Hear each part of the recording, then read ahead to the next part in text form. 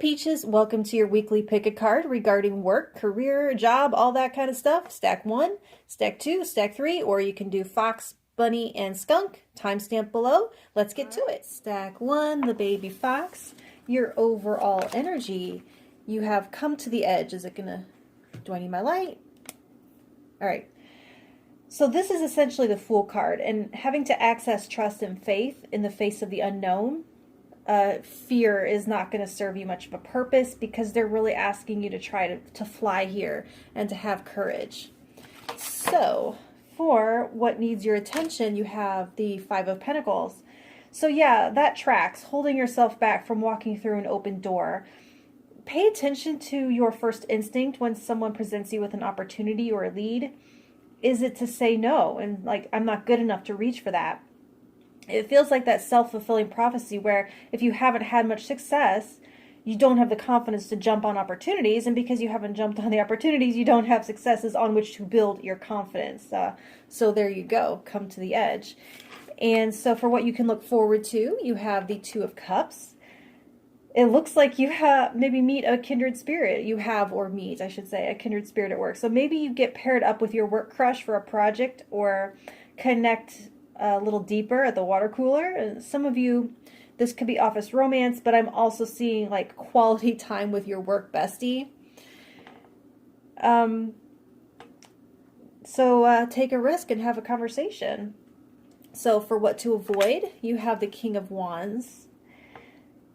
Avoid the show off or being a show off. And this isn't like, it's not a hugely negative energy per se, but as an avoid maybe being too bossy or stay under the radar and avoid the boss. Like there's a sense to where being overly visible could mean attention that you don't want. And sometimes the one demanding the credit also gets the blame. And this could also be an office flirt, especially since look how he's looking back there at those two women, sort of with a look of conquest almost. And I feel like focusing on your work will help. Like, if I can't see you, you can't see me. So for your strength this week, Ace of Wands. Wow. So you should be feeling very inspired and have plenty of energy for whatever you're trying to accomplish. Let me see if I can get everything straight there. Okay.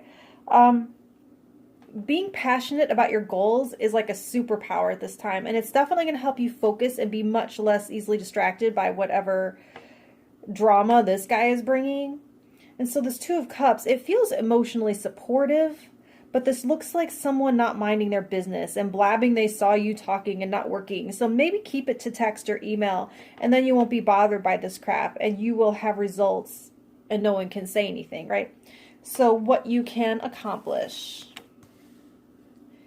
I'm going to rethink how I set these up there. So what you can accomplish, the Queen of Pentacles, this is a gorgeous reading.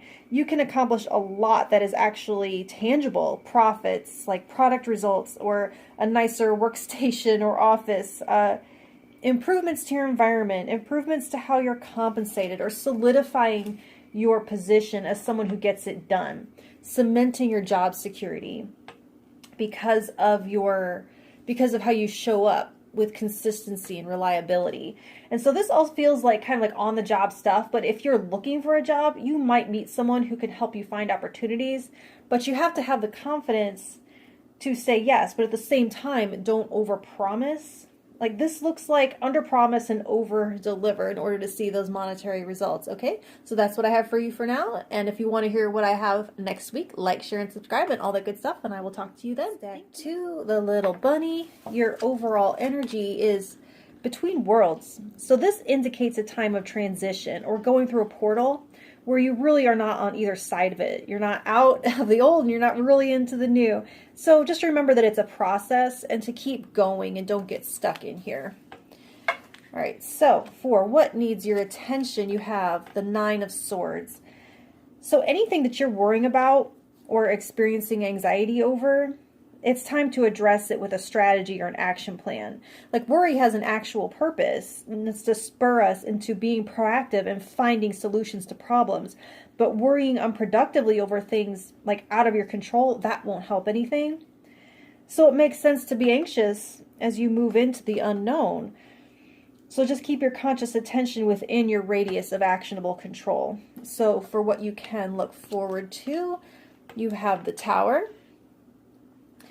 And so this tells me that this transition is pretty much complete after this week. So it's making it through this portal and the door closing behind you and never looking back, because what you just left here in the black and white, it's gone now. It's like you couldn't be dragged back even if you wanted to be. You've finally been set free.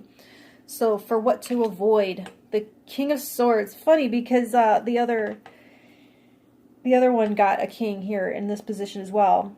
So this sounds like avoid being too overly detached or in your head, overthinking. And to move through such a huge transition, you have to be communicating with all of your parts, your intuition, your emotions, heart and head, all contributing on the table as a team. And this, again, is not a negative person or energy in and of itself, but since it's avoid, don't let anyone harsh your hope and faith with anything too cold or too harsh.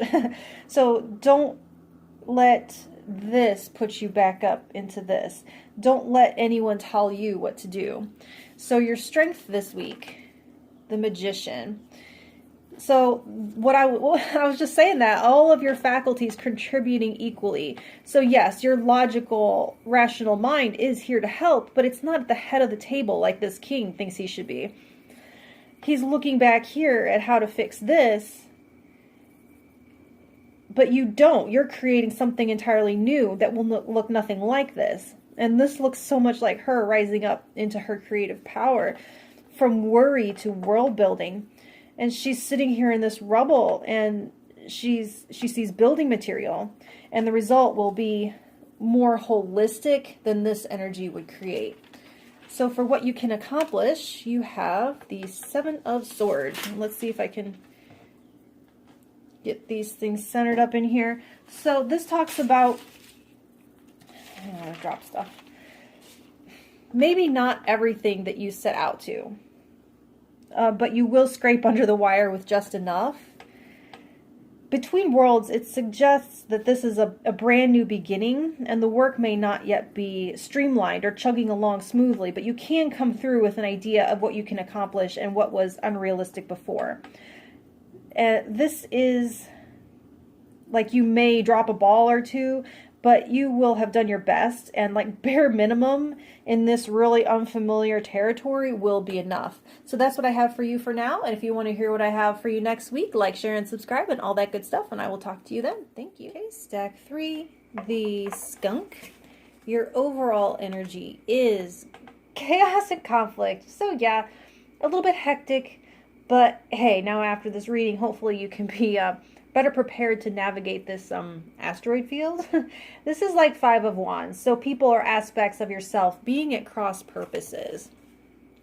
All right, so for what needs your attention, the 4 of Cups. Well, that couldn't be more meta.